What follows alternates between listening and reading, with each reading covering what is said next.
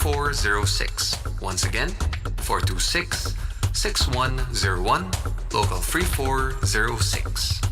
Meron? Ano nga ba ang meron? Paano nga bang mabuhay ng tapat sa meron?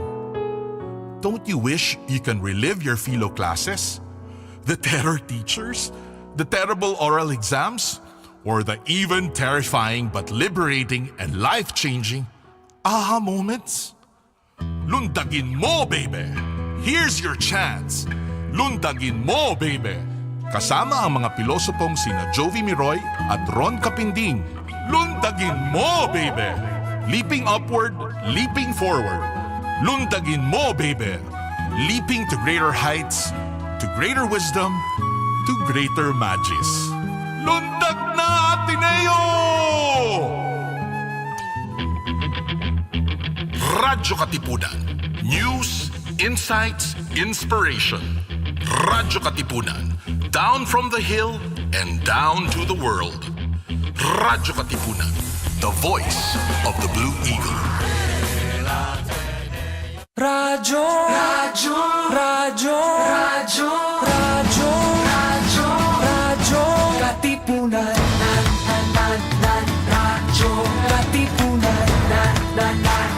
Radyo Katipunan. Radyo, Radyo, Radyo Katipunan. Radyo, Radyo, Radyo Katipunan. Voice of the Blue Eagle, kami di mapipigil sa pagbabalitang tumpak at tama. Buhay at tenista, sa loob sa labas ng eskwela, ating ibibida lahat ng eskwela. Radyo, Radyo, Radyo Katipunan. Radyo, Radyo, Radyo Katipunan. Radyo Katipunan. Radyo Katipunan. Kawal ni Ignacio, Katipunero sugod, todo sa kayon, tunong at tulog. Lipat na Blue Eagle, kaning giting nagigil. Blue and white, one big fight. Radyo, Radyo, Radyo Katipunan. Radyo, Radyo, Radyo Katipunan. Radyo Katipunan. Radyo Katipunan. Radyo, Radyo, Radyo Katipunan. Radyo Katipunan.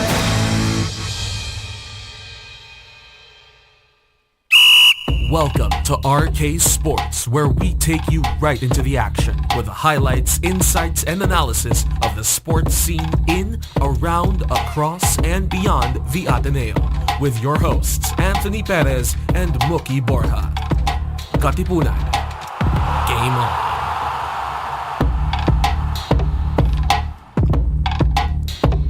Hello, what is up, Blue Eagle Nation? This is Anthony bringing you another exciting edition of Radyo Katipunan Sports on this Thursday afternoon. We are live via RK on Facebook, on YouTube, and joining me as always is the young fella who came in right in the nick of time. Thanks to you, Katipunan Traffic. But Mookie's here. Hello. I'm here. Yes, I'm here. Thank you, Sir Anthony. Photo finish, as he said when I got inside the studio. At least you're safe. Yeah. You parked your car. Now it's back to what we do best, talk about sports. And Mook, it's glad to be I am glad to be back here with you in the studio after my birthday break. Yeah. So, belated happy birthday to you and Theo, our producer. Yes. Actually, marami kaming March celebrants here within Radyo Katipunan and Jescom. So it's a great feeling that you're celebrating alongside with others, no? But yeah, hitting my mid-30s now, so getting up there in age. But I mean, we always stick to our. You're more wiser. The older you get, the wiser you get. I mean, that's what you just say. Yeah. Kapag you know it won't offend the other guys' feelings. But anyway, so Mook, let's start off our listeners with some news around the Blue Eagles nest. So, to fencing fans out there, our Ateneo fencing, both our women's and men's fencing teams, made their debut earlier today, 7 a.m. today, and they're gonna be back in action tomorrow again. Right. But Mook, this paves the way for an action-packed UAAP Saturday for us because our women's tennis team, they opened the morning at the Rizal Memorial Tennis Center up against the our crosstown rivals, the UP women's tennis team. And just a side note on our women's tennis team, no? So, they opened their second round by beating the DLSU Lady Tennisters. But then, just days after that, they suffered their sixth defeat against the NU Lady Bulldogs. So, they're kind of looking for some consistency. Right. That was their first win to open the first round, if I remember correctly. So, congrats to them. But you're right. In terms of consistency, to at least continue on the second round, they have to find their stride and get some of that momentum they got from their first win. Definitely. And then after that, Ateneo Fencing takes the podium again. But then things get interesting come the afternoon because our Ateneo women's football team faces again our cross-street rival, the UP women's football team. So our women's football team, kind of different story with our men's football team right now. Yes. So our women's footballers, they recently came off a pretty heavy loss against the FEU Lady Booters, where they lost 0-8, which is not ideal. it's very not a pleasing stark scoreline. contrast, compared to the men's team. But yeah, Mook, on the other hand, naman, just to give our viewers a little bit of updates on our women's football team. They've been doing pretty good. Yes, they're recently. top of the table as of today. There are a few games happening as we speak, but then they got the crucial, very exciting win against the UP football team. I was there last Sunday. It was a really, really packed football stadium. Everyone wanted to watch, and I just have to give a shout out to Ateneo goalkeeper and defender Artus Cesar and Jet de la Cruz, and of course the goal scorer, team captain Josie Lopez. Just amazing game by the back defenders of Ateneo, and of course the maestro in the middle, Leo Makiling. Also shout out to him. You're doing really well this season. So actually, I was there, Mook. I think the week before that. So my nephews from Canada, they came in here. Tapos we brought them to the baseball game, Ateneo versus UST. right. Which they were like, first inning, there's 7 runs going on. They were like, for a 9-year-old kid to see that. So I go, you know what, guys, if you do ever end up playing baseball over here, still Very different. that might be something you'd be looking forward to. But I think while the Ateneo versus UST baseball game was going on, the football stadium was hosting the Ateneo versus FEU game. FEU game, yes. Which I think, did we draw that game? No, we lost that game 4-2. FEU got out to an early lead, but we were able to keep it close. But in the end, FEU proved their experience again, and a lot of their age came into play in that game. So yeah, but we bounced back right after against UP, a juggernaut like UP. So hopefully, the good things continue to roll for our men's football team. Yes. And in the nightcap, our men's tennis team go up against the UE Red Warriors, also at Rizal Memorial. Our men's tennis team, they've also been on playing a roll. really well. Yes. They recently had they just outclassed La Salle, 5-0 in the team tie score. Yeah. Sadly, they couldn't get over the defending champions UST, I think, yesterday. But they still have to work a lot on that, trying to beat their main rival right now, which is UST on the tennis court. So yeah, keep on. Hopefully they get their win against UE this weekend, and that will inch them closer back to making it back to the finals. And also, yes, before Mookie and I forget, a big congratulations to our women's volleyballs for that 4-set victory over Adamson. Second win of the season. Women's volleyball team. So congratulations to them. I mean, right, it's a process. It's a totally different lineup from last year. So new coach as well. You take any win that you can get. Yeah. It's another stepping stone towards progression. Yeah. Right. Very good job. Good job, girls. Good job. Congrats. All right. So that sets up a very action-packed UAAP Saturday schedule for our Blue Eagles and Lady Eagles. So again, from us here in Radyo Katipunan, all-out support for you guys. #1 Big Fight. One big fight. All right. Guys, Mookie and I will just take a really, really quick break. And when we come back, we're gonna talk about two Blue Eagles who have been in the headlines recently for saying goodbyes in different fashions. So we'll be back in just a few.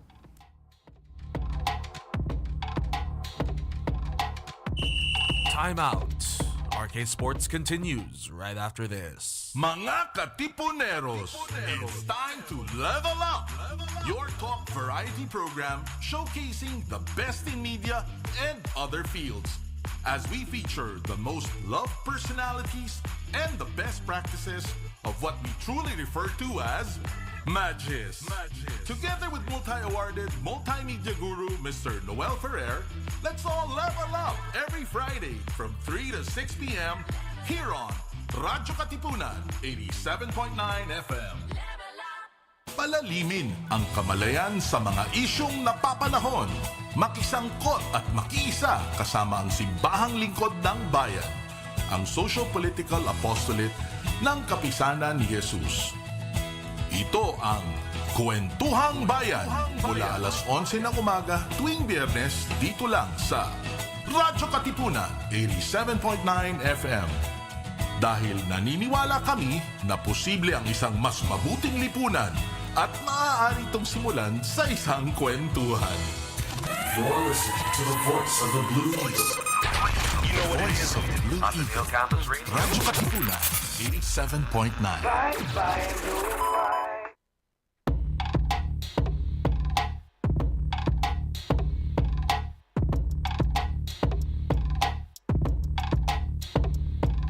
Alright guys, we are back here on Radyo Katipunan Sports. So, again, Mookie and I are here to support our Blue Eagles and Lady Eagles as they take the field, take the court, wherever. Yep. In an action-packed UAAP Saturday. But now, Mookie, it's time to talk about, before we hit the break now, we did mention two Blue Eagles, or shall we say former Blue Eagles, have said their farewell or bid goodbye again in two different fashions, but it's impactful for both of them, no? And let's start first with the younger guy, who we're more familiar with. So, this was announced via his social media page that one Gab Gomez has finally decided to forgo his final year of eligibility for the Blue Eagles. He said that in a very heartfelt social media post. So, he did have one more year of eligibility, but he has chosen to go in a different direction on his basketball journey. And I can't help but remember, Gab Gomez alongside Chris Kuhn. This was the pandemic match for the Blue Eagles, right? This is they came in the first season after the break, after the long COVID break.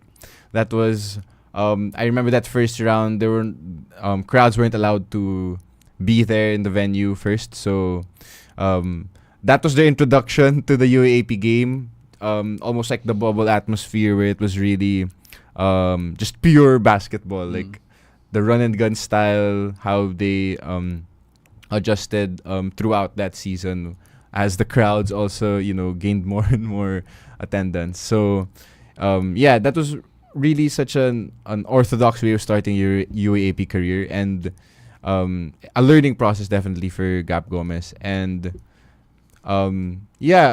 I think he got his footing a lot better his sophomore season as a player. He fit well in his role behind Fortsky Padrigao. Yeah. Right? So Fortsky was also a backup during that previous season where UP won. But then after that, I think Fortsky and Gab did a really good job for just anchoring that Ateneo offense as a point guard. Knowing when to feed Ange Kwame, knowing when to take their shots. And can I just say, shout out to Gab Gomez. You played really well during that clinching Game 3 game. Season 85 finals. You hit, I think 3 threes in the first quarter. And that just pushed our lead further and further until, I don't think we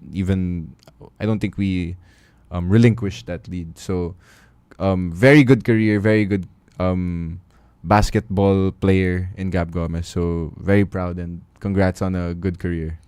And I also want to look back, the manner in which Gab Gomez entered Ateneo. I mean, so his family's from Nasugbu, Batangas, Yeah.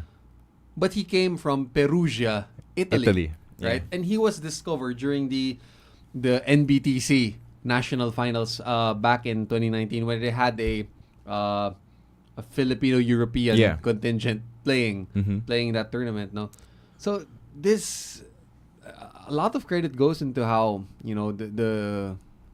into the scouting prowess of our coaching staff, of them really finding great Filipino basketball talent from anywhere. Yeah. Right? Yeah. It was really surprising. Just hearing about, coming into that bubble season, as I like to call it. Just like, we have an Italian guy. I'm like, oh, okay. And then I'm looking for, an Italian looking guy, and I see him, like short, really good shooter, but looks Filipino. I'm like, oh, okay. Maybe he speaks Italian, and I think he does speak straight Italian when you converse with him in Italian. But just to see how how talented he is, and honestly how poised he was. I think him missing a chunk of this last season really hurt, because that poise was really needed.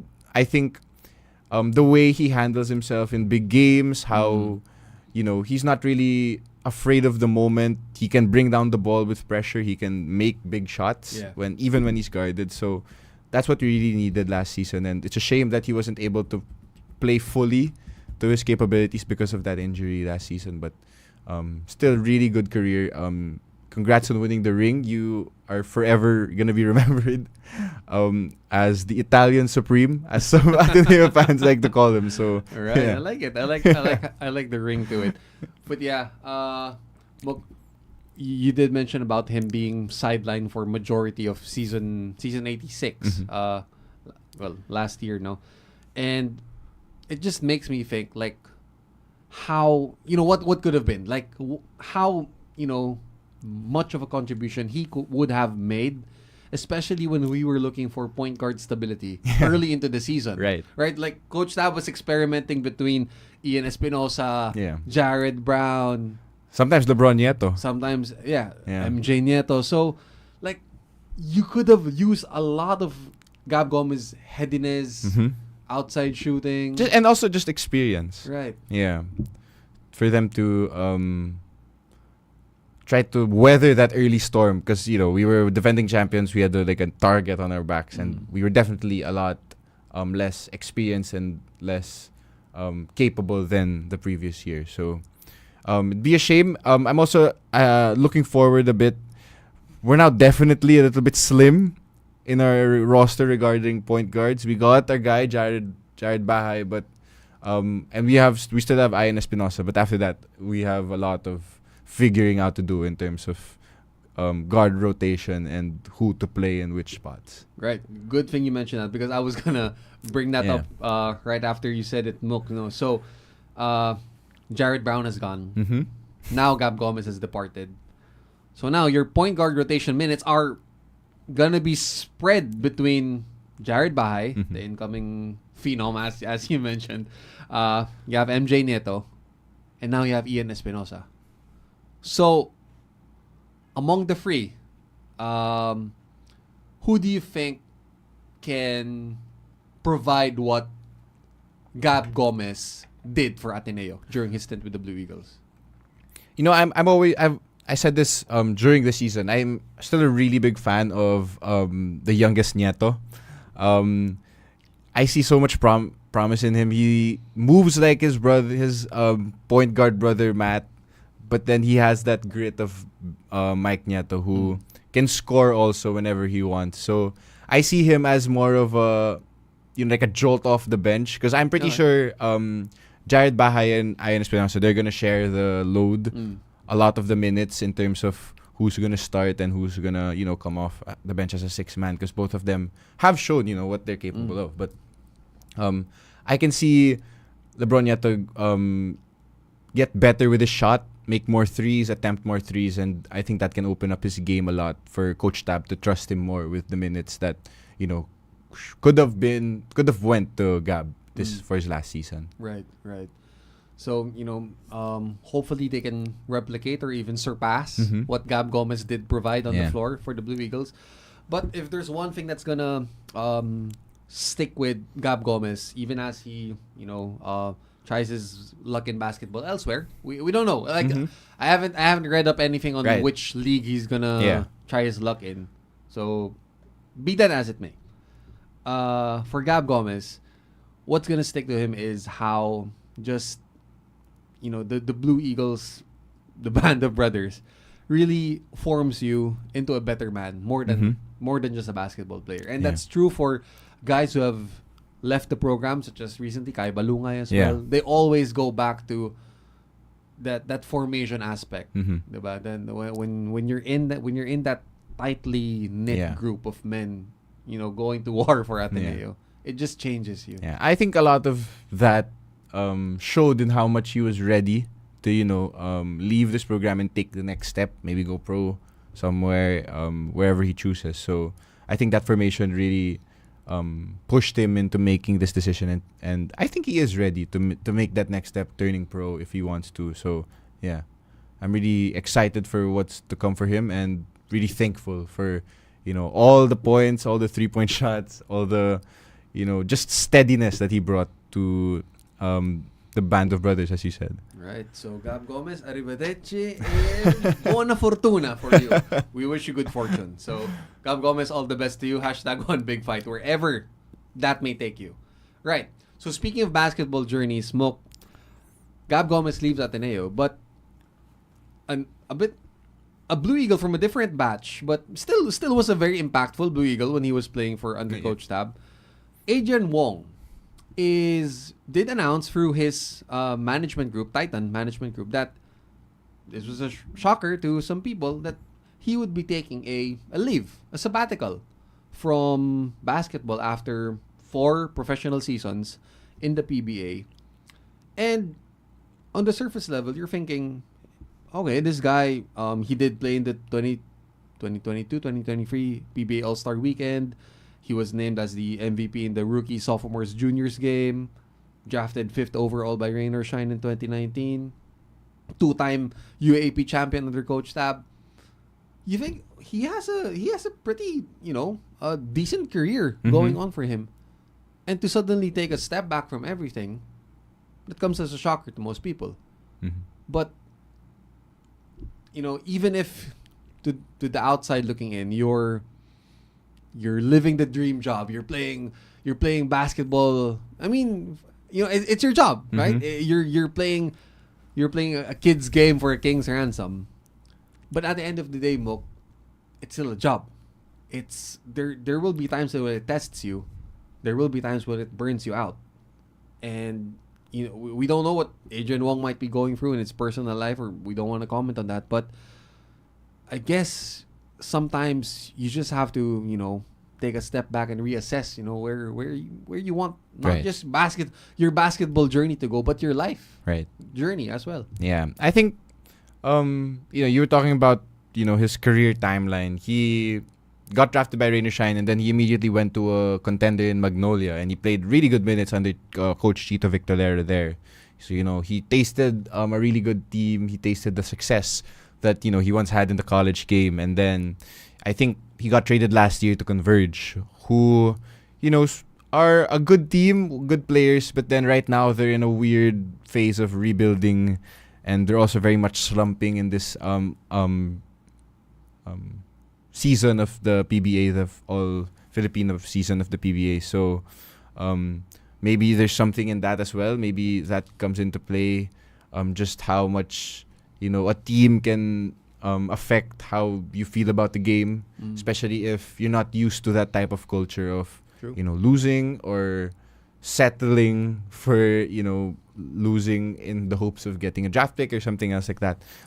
So I also have to give at least some consolation to the management of Converge for allowing him to go on that leave. I think that's good on them. They at least acknowledge that he was going through something, that he may be going through something, and to give him that time to maybe gather himself, try to relax a bit, and just restore maybe his love for the game so that he can even come out of this a better player. So yeah, it's a really strange, maybe unusual type of thing to happen for an athlete, but of course we take these things seriously now with mental health and well-being of the players really seriously. So take your time, try to get back what you felt, and try to get that love of the game back so you can come back a better player.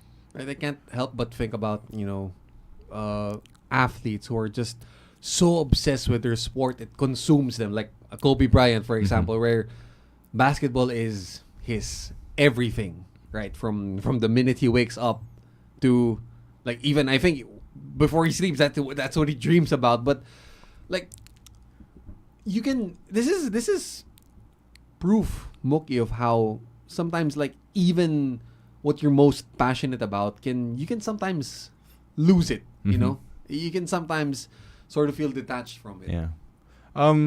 Yeah, I mean, even the highest level basketball players have talked about this. Like, most recently, I saw, John Wall talk about it a lot, about his mental health, about, the dark side of being a professional athlete, and all, the dark times when you're feeling really low, and you feel like, as much as you have so much fans, you have so much, people around you when things are going well, when things aren't going well with you personally, you tend to see a lot of those people disappear.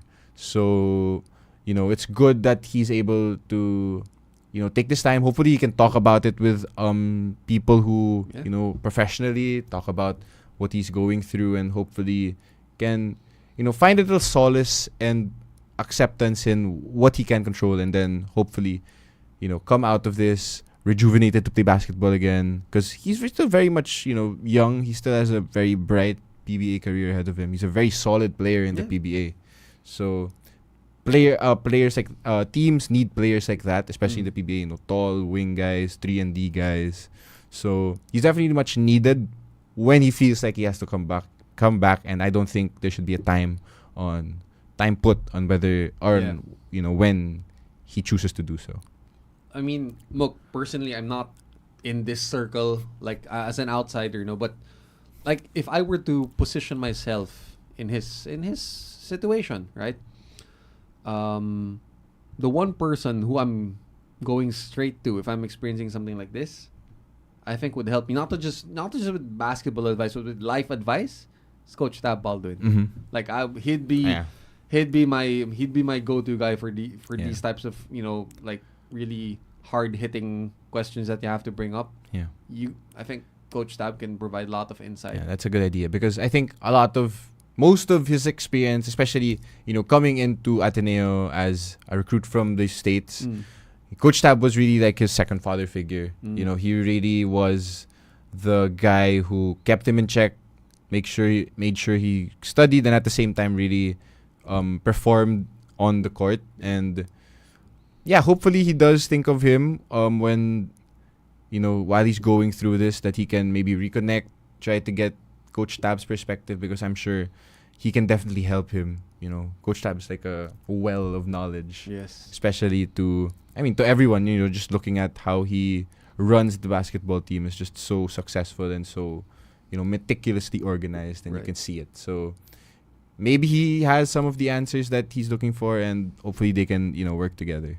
But one thing's for sure, Adrian Wong might be, not that head over heels over basketball right now, but if there's one thing going for him, I'm sure of this, a very strong support system behind him. He has his whole Blue Eagle, as we mentioned with Gab Gomez, the Blue Eagle Band of Brothers to support you. So, I mean, Adrian Wong, take as much time as you need. Take a reset, step back and assess where you want this thing to go. And then hopefully you can come back rejuvenated, have a more clear picture of where you want to dictate your basketball journey and life journey. So. And make sure, and like just always, I hope he knows that people are there for him. That's the most important thing when you're dealing through these types of things. that you just always remember that there are people behind you to support you always. So all right, Adrian Wong, one big fight to you. This is a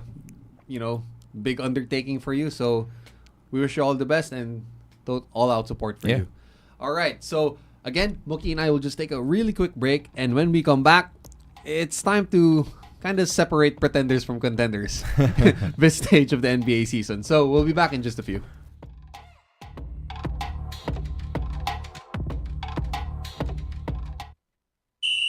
Time out. RK Sports continues right after this. Oh, Ateneo, fight! Ateneo, fight! Ready, 1, 2, fight! A, fight T, fight E, fight S, fight E, fight go! Fight blue and white, the blue and white will go and fight! Fight sis, boom ba, boom ra ra ra ra ra, boom ra ra ra ra ra, boom ra ra ra ra ra. Fight A, fight T, fight E, fight S, fight E, fight go! Go, go, Ateneo!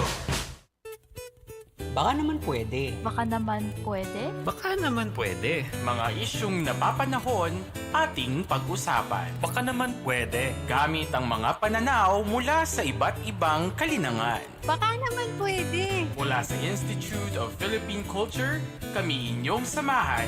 Tayo'y maghuntahan. Dito lang sa Baka naman pwede. Tuwing Huwebes, alas 3 ng hapon, dito lang sa Radyo Katipunan, 87.9 FM. Mamangha sa lalim at ganda ng ating kultura at diwang makabayan, sa mga salita at pahina. Sa tulong ng mga guro at manunulat ng panitikang Pilipino, halina tuklasin ang yaman ng ating panitikan, ang pamana ng ating lahi. Kasama ang kagawaran ng Filipino ng Pamantasang Ateneo de Manila. Ito ang Sari-Sari, ang pinakamagaling na palatuntunang pang-edukasyon sa 2022 Catholic Mass Media Awards sa bago nitong oras. Martes, ika-4 ng hapon, dito lang sa Radyo Katipunan 87.9 FM.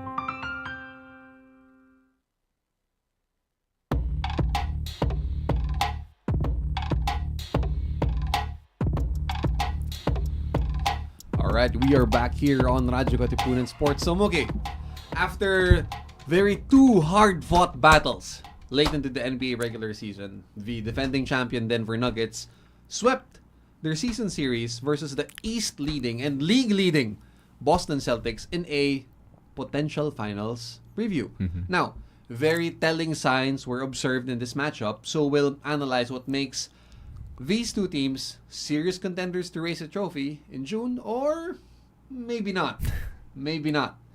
Because when I was watching that game and checking out the highlights again, this is not exactly a dream finals matchup as it was hyped to be. Because, Mookie, remember, Denver was on an off shooting night, shooting about just 20% from free in both games. But the way they beat out Boston in two of those, I mean, just grading it by that alone, Denver can finish out Boston in 5. Yeah. And that's what a lot of experts are saying right now after especially after last week's game. I think Denver only hit 4 threes during that game. That's not by any standard, like in this NBA, like that's a bad shooting night, as you said. Boston should have taken advantage of that. Boston is a top 5 offensive and defensive team. They should have taken advantage of an off night shooting. MPJ didn't get it going. You saw Jamal Murray didn't really slay the Celtics as he does big teams. But I think that game just really came down to who had Nikola Jokic and who didn't. Jokic is clearly by far the best player in the league right now. The Celtics are the best team record-wise. They're far and away the best team. It's actually really funny for Celtics fans to be like, "Oh, we suck," but then 13 losses in about like 3/4 into the season. That's really impressive. So that goes to show how spoiled some Celtics fans are. But just how Nikola Jokic, you can never bother him. I don't think we're at this stage of his career where you can't do anything about him, especially when he has the ball. Right. You're at his mercy every time. You saw how they would collapse on him in the post, but then he would just pass it to Aaron Gordon. Yes. 10 times out of 10, just automatic. Those two have like a connection like very few have, like in the history like of the league, I feel, because they just have an innate sense of where both of them are. Because you can also see the reverse where Gordon will just find Jokic underneath. Right. And it would just be the same play. So, when you have that player as Denver has Jokic, Boston doesn't really have an answer for that. You can say that they have the second best defense in the league, but it really showed how small in, not stature, but then compared to Jokic, how small you make Kristaps Porzingis feel, because Porzingis is taller than Jokic, but he couldn't guard him. He couldn't guard Jokic in the post. He couldn't guard him outside. So if you're the Celtics and you're running away with your conference, you're looking like a clear-cut representative for the Eastern Conference in the finals, and you have to go through that Denver team who, on their worst shooting day, beat you convincingly. Yes. I might add this, pretty alarming for them. And so our first takeaway from this, Mook, it's a no-brainer. There is no defensive formula for Nikola Jokic. No. Not even the vaunted best defense in the league could do anything about it. Like if I'm Boston, if I'm Joe Mazzulla, okay, maybe, just maybe, if we do face each other, I can possibly try Horford on Jokic and switch out Kristaps on Aaron Gordon. But it still wouldn't bother him a lot, right? It wouldn't. It It really still wouldn't. Like, and just because Denver in the end game, they know what works for them and they just capitalize on it. Like, you go straight to, you have two things: a Jokic post up or your high pick and roll with Jamal Murray. Mm-hmm. Question is, what the heck are you gonna do about it? Right? Aaron Gordon just lives in the dunker Yeah. spot. Like that's his Right. that's his domain. Yeah. That's his domain. You can't even the late game putback where he yammed That it home. monster right? putback, yeah. So he lives there, and you have KCP and MPJ, to MPJ kick just it out. roaming around. Kick the it out three- too. Yeah. I mean, you know what? There's just absolutely no way because, like as you said, subpar game from Denver.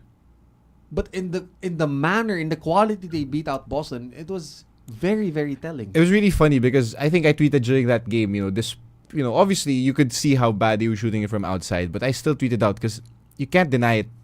I think the best word for their offense is really potent.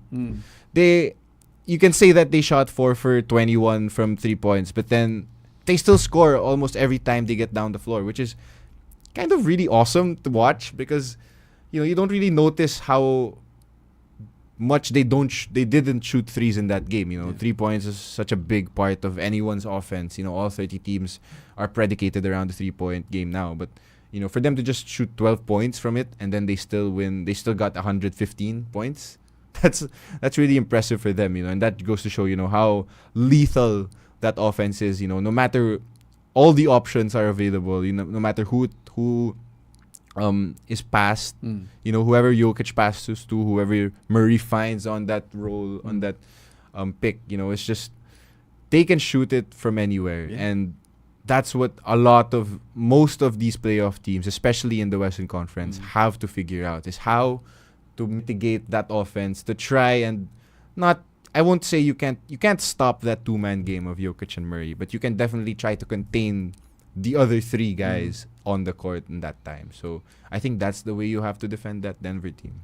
I mean, sticking with Denver, Nomok. So, pulled out some stats. So, Denver ranks only 5th in the West in point differential this season, after placing first among healthy teams, second overall, just a year ago. Now, much of this has to do with, again, the increased competition in the West. It's gonna force Denver to a more trickier path into securing home court advantage. Yeah, but does it really matter? Yeah, they're not. I mean, you can watch them and you can tell that they're really coasting. Like, this isn't the Denver that made it to the finals last year, and they're almost the same team. You just switch out Bruce Brown for Peyton Watson, who's been playing really well for them, and you see that sometimes they're coasting. I think yesterday they had a game against the Raptors and they gone down 21 points to start the third quarter, and of course that third quarter run of any great team is a sign that that's how good they are. And I think after the third quarter, they were already well in control of that game. And Nikola Jokic ended with another 30-point triple-double. So that just goes to show how easy they're taking this regular season. And in terms of home court advantage, I don't think they really care whether they're 1 or 4 as long as they have home, because they're definitely going to get home court advantage. They're starting to ramp up, you can tell. But it's not them who should be, looking at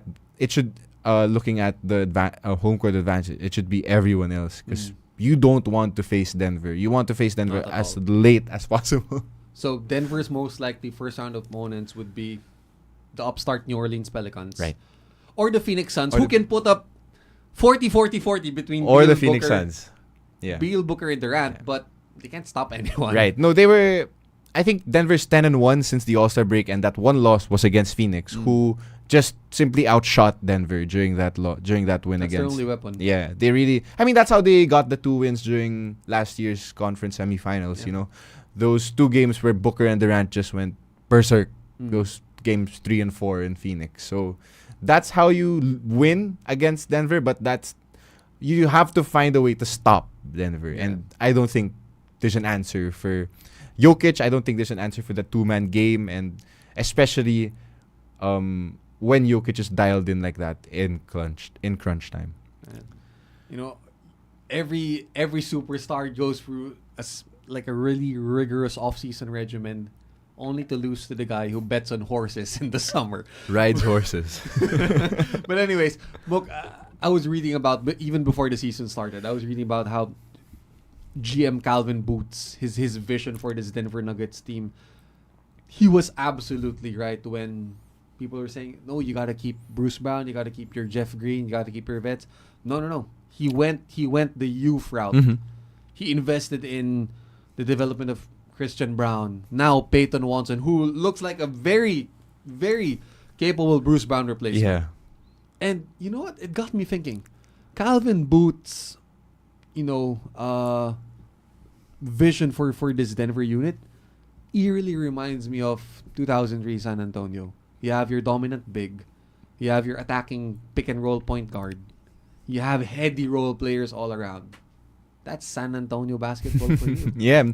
There are really times where, the ball whiffs around the court and pings around it, and you're like, okay, this is like very Spurs-esque, finding just the most open man, not necessarily the open man, but the most open man with like nobody around him. And Denver can unlock that sometimes, because sometimes Jokic is on the post and then he just kicks it out, whips it anywhere, he has eyes everywhere, and he just whips it out to the corner where, Justin Holiday, who's having a career resurgence for the Nuggets, just there knocking down a corner 3. So you talk about Calvin Booth, who's done a really good job. They also have Julian Strother, their rookie from Gonzaga, just also trying to crack the rotation, and I think he will in the coming years. But this year they produced Peyton Watson. Last year they had Christian Brown. Just ready guys who you plug in with a Nikola Jokic, and they do the dirty work for him, but at the same time they get rewarded because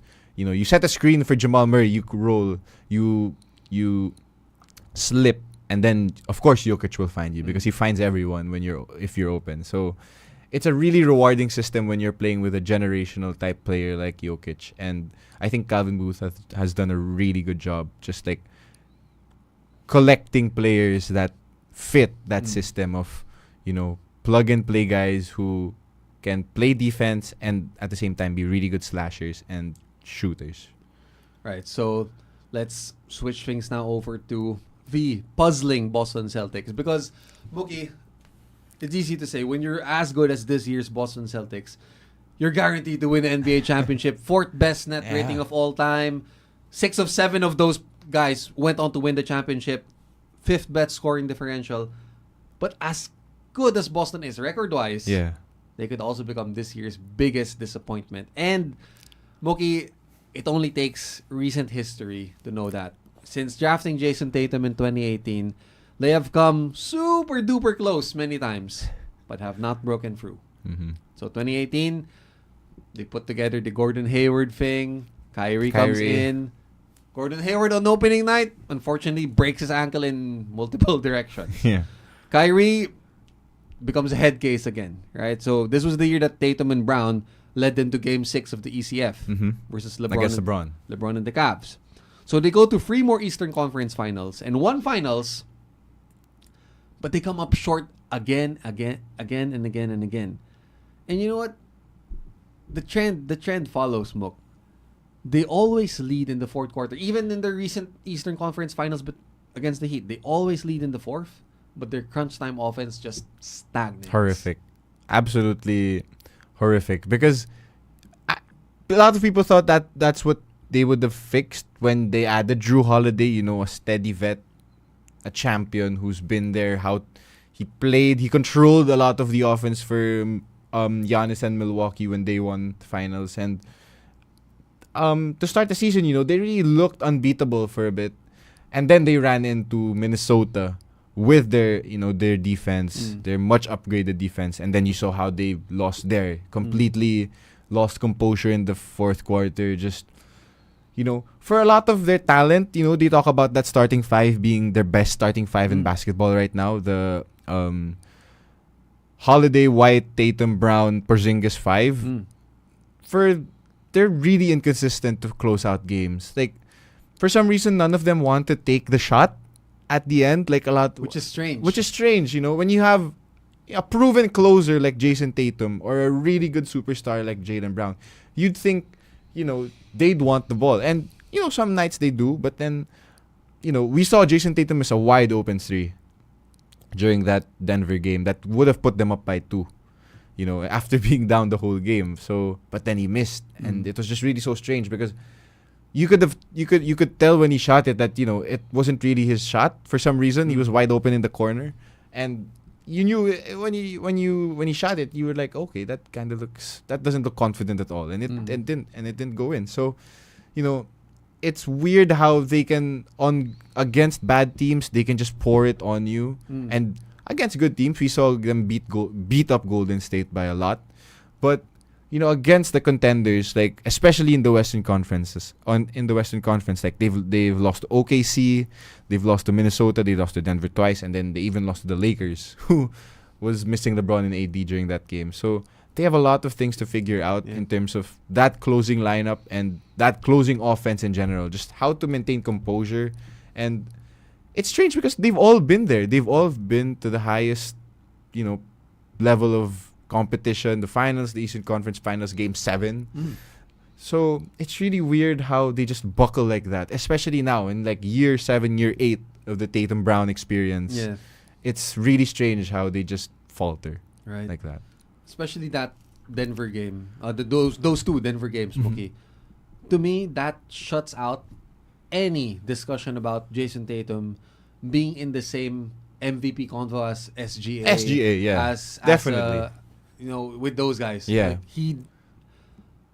he does not, as just judging by his performance there, I wouldn't put him in that MVP in that conversation. scope. Yeah. I mean, case in point, that Aaron Gordon putback slam. Yeah.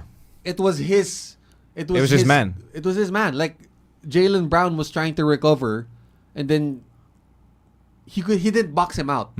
So that was Jason Tatum. But there's been I'm not trying to hate on Jason Tatum. Like, I do admire. He's a really good player. The scoring prowess, but there's just so many instances where he just lets them down in the biggest moments. Example, 2022, they made the finals against Golden State when Andrew Wiggins was harassing him. I mean, he ended that series with 100 turnovers, the most for any player in playoff history. And then earlier this year, when they were playing against Cleveland, they were down 22, and then the best Tatum could do was an 18-time dribble, pull up, fade away against Darius Garland, only to brick it in the end.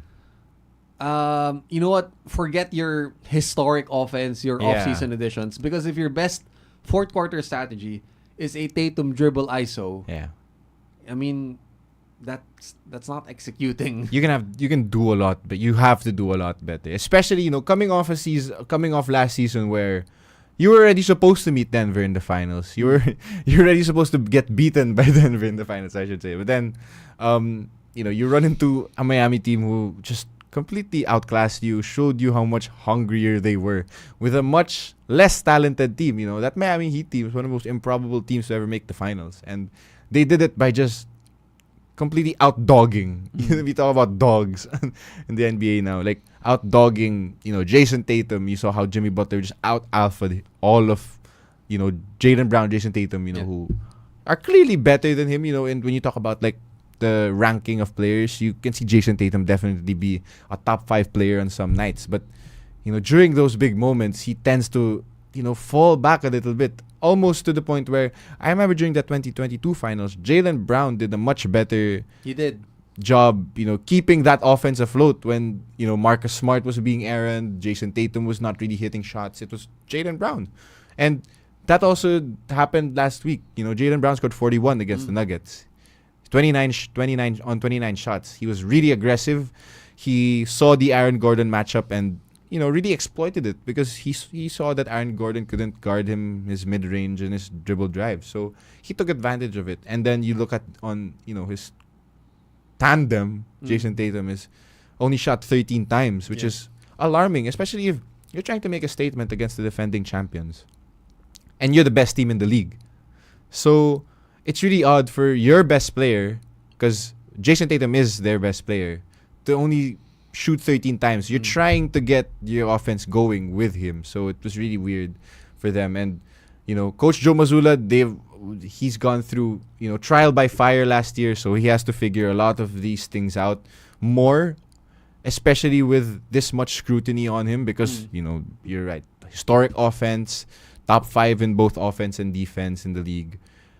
You're a 60-win team, projected 60-team win. I think they have an easier schedule after that Denver game. So to close out the season, they should get the 60 wins. So let's see if, the regular season can mirror... hopefully the playoffs can mirror their success in the regular season. But they have a long way to go. Right. And a long and hard decision to make in the offseason because, Mookie, remember... with the new CBA coming up, Jaylen Brown's extension kicks in. Mm-hmm. The question is this tandem really gonna take us over the top? Yeah. Right? We've been experimenting with this for more than 5 years already. Right? So is the positional overlap between Tatum and Brown not really cutting it? Because you also have to unload some of your big additions. You can't keep Kristaps for long. Yeah. Can't keep Drew Holiday for long. So Jason Tatum, is he really your untouchable? Yeah, right? That's the thing. we've been talking about this for years also. Like, if someone was gonna get traded, who is it gonna be between the two Jaylen? So it's really hard. It's really hard to say who should go. It's either Tatum can score, Tatum has those MVP caliber type runs in the regular season, but Jaylen Brown's much more aggressive in looking for a shot, and that matters during big moments. So you're right. Danny Ainge, this was Danny Ainge's problem for like 3 years, and then he left. So now this is Brad Stevens' problem.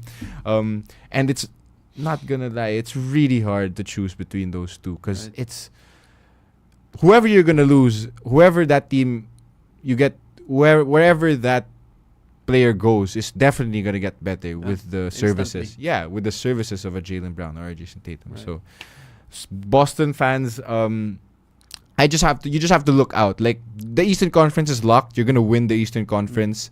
But then you get to the playoffs where everyone's just so much more physical, so much more hungry. You see the Cleveland Cavaliers getting more healthy. The Knicks are getting more healthy. Even the Bucks. The Bucks are getting really better defensively as well. They're starting to figure things out. So you see all of these teams under you getting better and figuring things out, and your one kryptonite, the fourth quarter, still isn't fixed after 60 plus games. You're gonna have a problem during the playoffs. So let's see where they go. So speaking of superstars now, Minnesota Timberwolves, they're in their best season since the Kevin Garnett era, poised to make a run at the West Finals, but disappointment hits because Karl Anthony Towns is sidelined with a meniscus tear that will require surgery, and he will be sidelined until the early part of the playoffs. However, the disappointing news comes with a silver lining because in the very first game, without Kat, Anthony Edwards, in just 80 seconds, proved to the world They're gonna be okay. why this guy is for sure going to be one of the faces of the league. Mookie, 44 points, 8 of which came within the final 80 seconds. Free, it was pull up free, pull up mid-range, and comes the block. Where his armpit was at He was the flat. box of Yeah. the backboard. I mean, He was almost parallel to the floor. wow. Yeah. Right? You know what? If okay, Minnesota minus Cat is a huge loss. No, Yeah. That's Especially on offense. without being said. But this might be just the platform to launch the Anthony Edwards superstar train. Yeah. I was such a big fan of Anthony Edwards. I think I had an idea during the start of the season, like, why don't you just trade Cat? Clear the way for Anthony Edwards, because this is clearly his team. He's so clearly the alpha on that team and on the court sometimes. Like, you saw that Pacer game after the block. He fell down really hard. That's an injury for a lot of players, but he just got back up and he was really, really hyped. So you can see how much he loves playing. For Chris Finch and Minnesota, and you lose a 20 point per game scorer in Cat. That's gonna be hard. But when you have the best defense in the league, I don't think that's gonna be a problem, because a few weeks ago they did have that matchup against the Clippers where they both scored under 100 points. That hasn't been done in a while. So, and they lost that game. But that being said, you're still there with a good team under 90 points, and you're neck and neck. So you're third in the West right now. You're not necessarily gonna free fall because you have the superstar in Anthony Edwards. But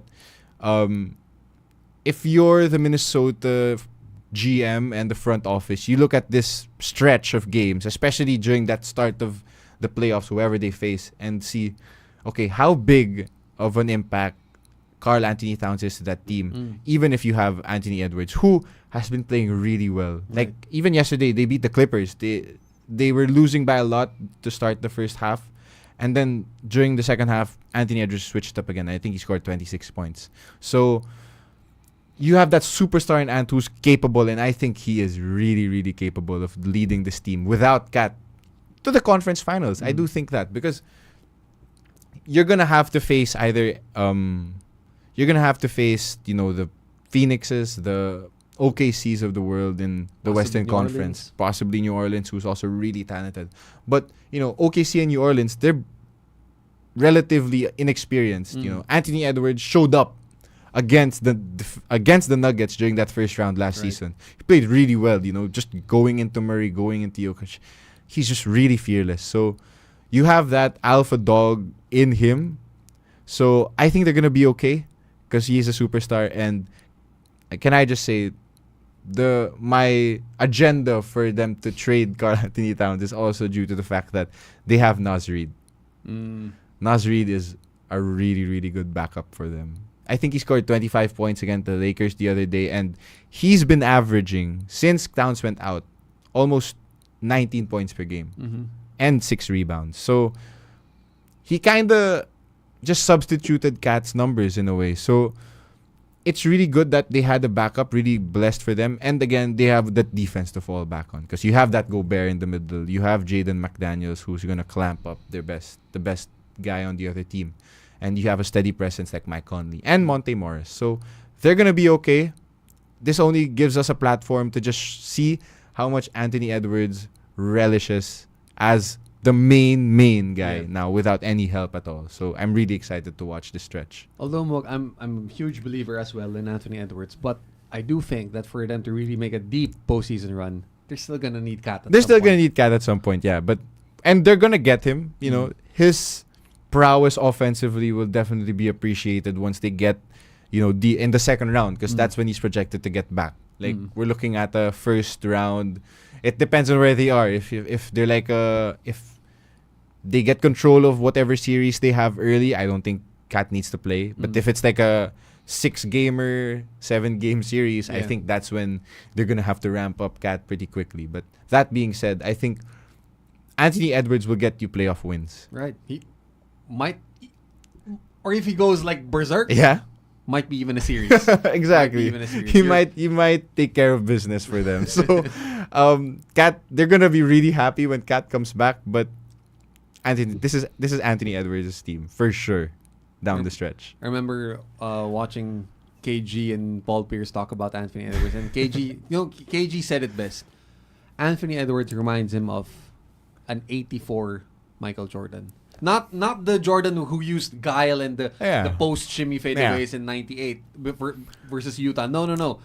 '84 Jordan, where he was just running up and down the court, just wild and free. It's really fun to watch him because he just plays. He's a bucket getter. He'll play defense really hard. You see him like going at Jason Tatum, SGA. He has a mini rivalry with SGA, and so you see that hunger on both ends, and it's really exciting to see how he unlocks that more now that unequivocally he is the first option. He is the second option on that team now for the foreseeable future. So I'm excited to experience this Anthony Edwards completely unleashed.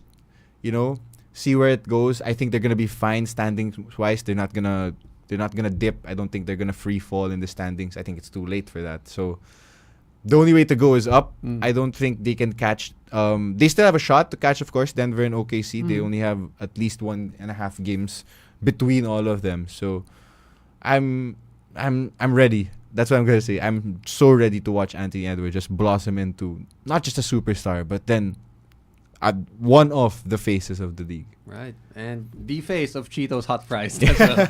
All right. So, Mook, before we end, who do you like to give your Big Blue shout out to? I'm going to go with my boys again in the AMFT. Please support them on Sunday. They have another primetime game against the DLSU football team. Yes, at 6:30 to close out the first round in the UP football stadium. So, support the AMFT. So big shout out again to our former guests, Andy, Gabby, and Kofi. Yeah. So you guys, go on. Beat Lasal. Yeah. All right, and that does it for this episode of Radyo Katipunan Sports. Thank you so much again to Teo and the rest of the production team. Thank you as always to my co-anchor Mookie B. And most of all, thank you to our Blue Eagle Nation for tuning in and supporting Loyola Heights' #1 sports radio show. Guys, please don't hesitate to send in your comments and greetings for us. And once again, this is Anthony saying goodbye, one big fight, and see you again soon, only here on Radyo Katipunan. Peace. See you.